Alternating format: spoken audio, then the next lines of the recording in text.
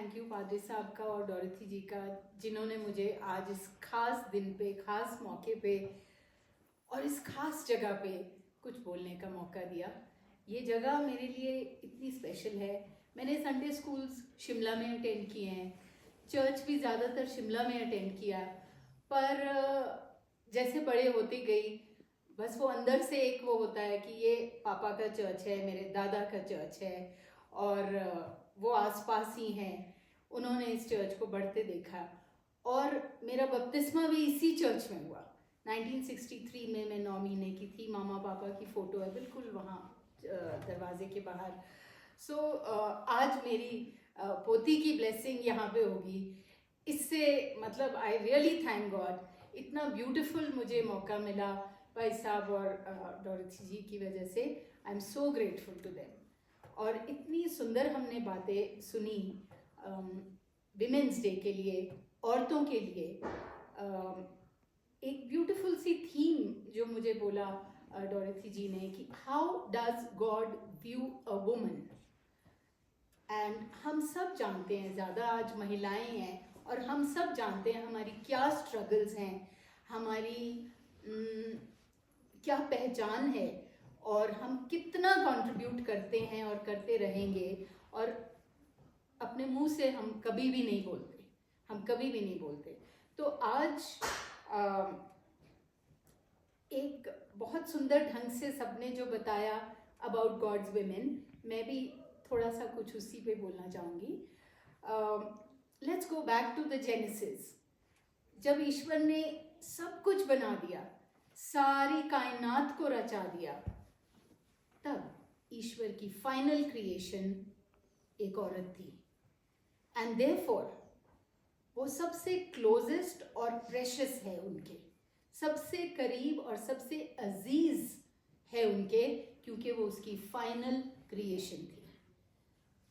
आप सबने पढ़ा होगा proverbs chapter 31 is full of how a good woman, a mother, a wife should be. और उसका निचोड़ जो मैंने समझा वो यही है कि एक औरत को she has to be a hard worker, she has to be a doer. हम नहीं कभी बैठ सकते। कुछ हमारे को ईश्वर ने बनाया भी ऐसे है, उतनी ताकत भी दी है, जिस्मानी रूहानी ताकत भी दी है। सो एक औरत, एक माँ, एक बीवी, बहन, we have to be a doer, एक हार्ड वर्कर हमें बनना है।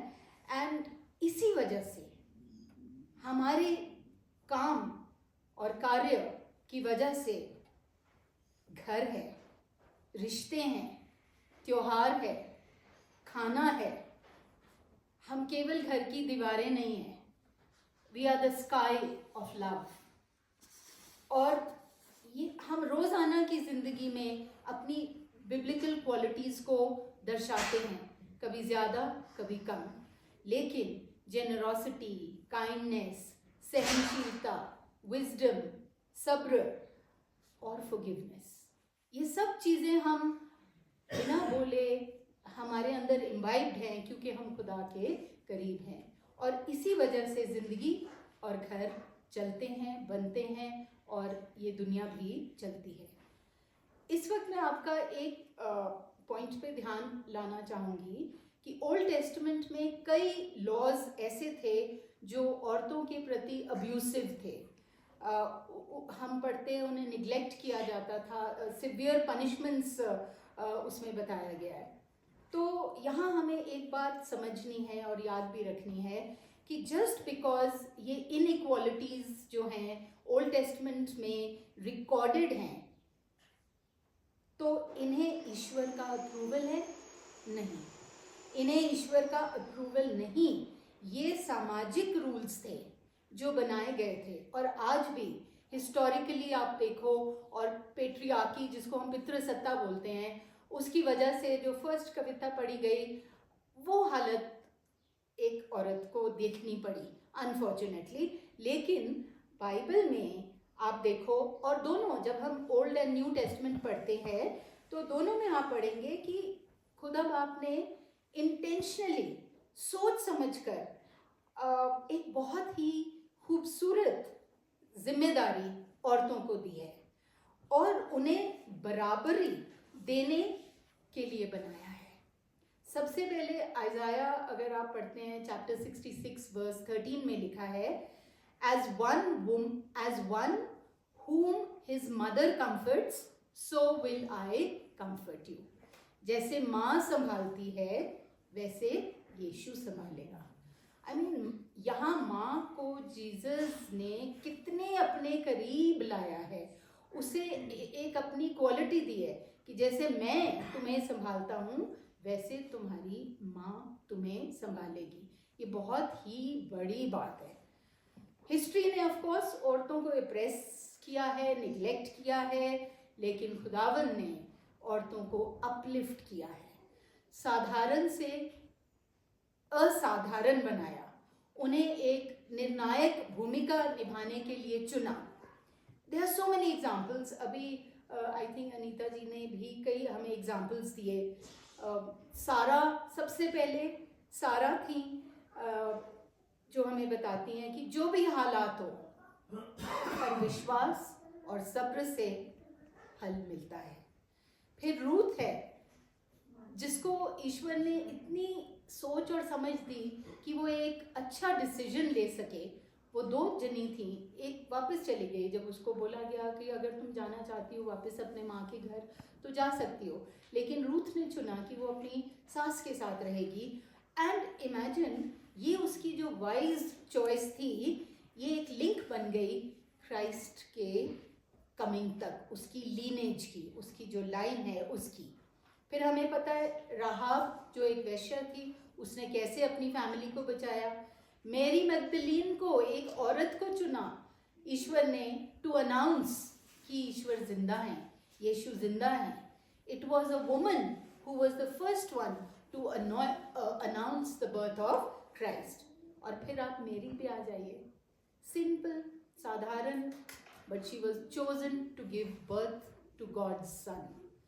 आई मीन, ईश्वर ने हर औरत को, जो जिनके नाम हमने लिए और सुने, और हमें भी एक पर्पस दिया है, एक मकसद दिया है, जो हम सब औरतें जब हम अपने विश्वास और सब्र से अपनी ज़िंदगी का लेन देन निभाते हैं तो वो पर्पस हमारा पूरा होता है। The lives of these women show, जितनी भी ये लेडीज़ हैं जिनके बारे में हमने बात करी, इन सब की ज़िंदगी में कोई कितना भी टूटा हुआ हो, कोई कितना भी साधारण हो, पर जब वो यीशु मसीह से मिलता है, उसे जानता है, तो जीवन में एक पीस, एक कामनेस, एक खुशी आ जाती है और एक अच्छा जीवन जीने का मकसद बन जाता है। और यही एक क्वालिटी है जो ईश्वर हम औरतों में चाहते हैं। विश्वास रखो, सब्र रखो, और जितने भी टूटोगे तुम मुझे हमेशा अपने आसपास ही पाओगे। In the and I would just say, मुझे एक ख्याल आया कि उतनी एनर्जी लगती है एक कॉन्शियस एफर्ट जब हम करते हैं, सोच समझ कर एक एफर्ट जब हम करते हैं, उतनी एनर्जी लगती है। आप हेल्पलेसनेस चूज करो या आप हीलिंग चूज करो, आप चंगाई चूज करो या बेबसी चूज करो, जो आप चूज करोगे उसके रिजल्ट बहुत ही अलग है। हमें हमेशा हीलिंग चूज करनी है। हमें जितना भी दुख हुआ है, दर्द हुआ है, चोट पहुंची है, पर उससे ज़्यादा तो नहीं ना, वो जो क्रूज पे है उससे ज़्यादा तो नहीं। इसलिए हमें हमेशा हीलिंग चूज करनी है, एंड वो हीलिंग हमें मिलेगी because without God everything is meaningless. जब तक हम हैं और ईश्वर के हम हैं